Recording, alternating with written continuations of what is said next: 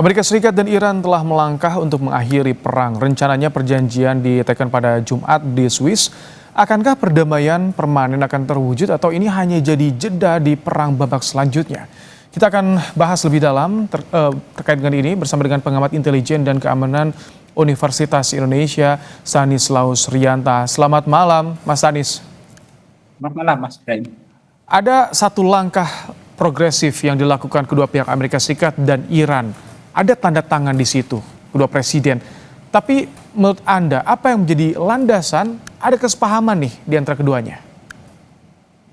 Ya, karena memang Amerika menurut saya butuh exit strategi untuk keluar dari Iran yang sudah cukup lama ya 4 bulan dan tekanan dalam negeri cukup kuat, tekanan ekonomi, tekanan politik dan mau nggak mau Amerika harus segera keluar.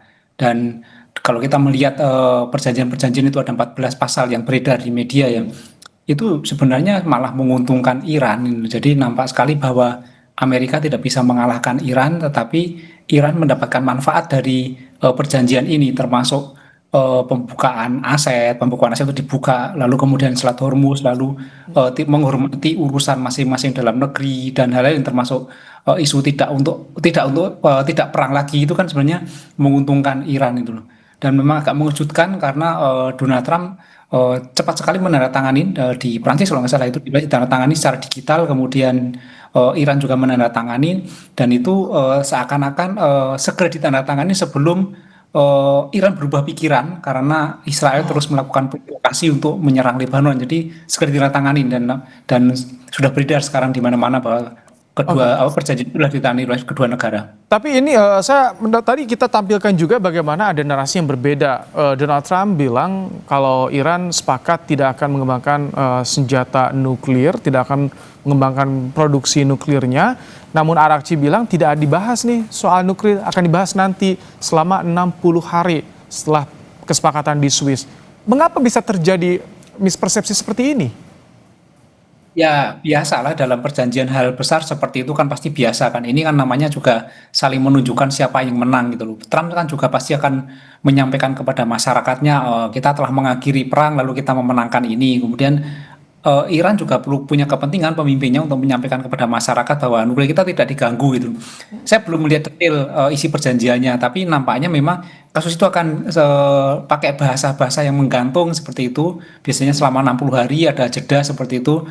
Tapi ini yang unik sebenarnya. Iran itu mempunyai perjanjian resmi dengan Amerika. Sementara kita tidak pernah melihat Amerika punya perjanjian resmi dengan Israel. Jadi sebenarnya hubungan Amerika dengan Iran itu nampak sekarang malah lebih kuat sebenarnya hubungan mereka untuk berjanji untuk melakukan sesuatu. Sementara dengan Israel tidak itu.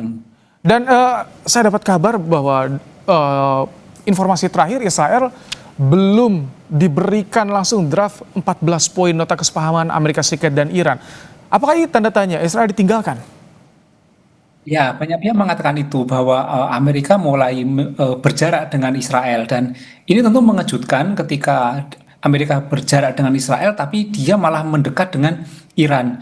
Kalau kita baca perjanjian 14 pasal yang beredar di media, seandainya itu benar ya, itu sangat menguntungkan Iran itu loh dan ini akan membuat peta geopolitik di Timur Tengah akan berubah. Apalagi nanti ketika Iran bisa menggalang sekutu-sekutunya, menggalang negara-negara seperti ya poros perlawanan saat ini seperti Lebanon, kemudian Yaman, kemudian Palestina, nanti dengan negara-negara Arab Saudi, Qatar dan itu bisa membuat semacam misalnya koalisi apa keamanan gitu. Maka ini suatu kabar buruk bagi Israel tentunya, karena Israel bisa seperti itu kan dengan dukungan Amerika yang selama ini kita tahu ya. Nah ini kenapa Amerika tidak mendukung lagi? Ini cukup berbahaya bagi saya. Oke, kalau misalkan Anda sendiri membaca bahwa yang tersebar di media 14 poin kesepakatan itu justru cenderung menguntungkan Iran. Apa sebetulnya yang membuat seorang Donald Trump mau memberikan tanda tangannya? Apakah ini memang sudah banyak tekanan kepada Amerika Serikat yang tak bisa lagi dibendung? Saya yakin ini udah ada kalkulasi yang matang ya. Ini mendekati bulan Juli dan ada batas-batas yang terkait energi, terkait ekonomi yang jika berlarut-larut Trump bisa kehilangan suara politiknya. Nah ini cukup berbahaya. Jadi maka Trump segera mengakhiri perang ini, kemudian berdamai dengan situasi supaya dia tidak kehilangan pendukung. Saya yakin Trump sudah menghitung dengan detail bahwa ini ada manfaat dia untuk politik ekonomi Amerika. Dan tentu ini jauh kepentingannya lebih besar daripada sekedar berhubungan dengan Israel. Jadi Trump saya kira realistis dengan berdamai dengan Iran dan tidak terlalu disetir oleh Israel sehingga keputusan diambil. Kalau Anda membaca serangan Israel yang masih terjadi hingga tadi berita kami turunkan terhadap Lebanon, apa yang bisa Anda baca dari serangan ini? Apakah ini sebuah pembangkangan atau seperti apa?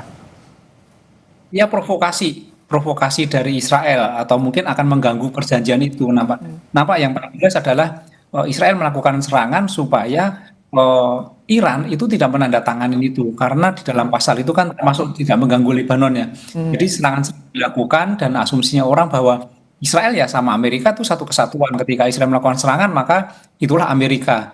Itu supaya terganggu perjanjian itu. Tapi agak mengejutkan juga ternyata Donald Trump menandatangani itu, menandatangani dengan cepat. Jadi ini nampak bahwa ya banyak pihak mengatakan bahwa ini ada jarak sekarang antara Israel dengan Amerika. Oke, kita tunggu nanti esok ya ditandatangani di Swiss seperti apa masa depan dari perang di Timur Tengah. Terima kasih pengamat intelijen dan keamanan Universitas Indonesia Stanislaus Surjanto untuk pandangannya di program Kompas Malam hari ini.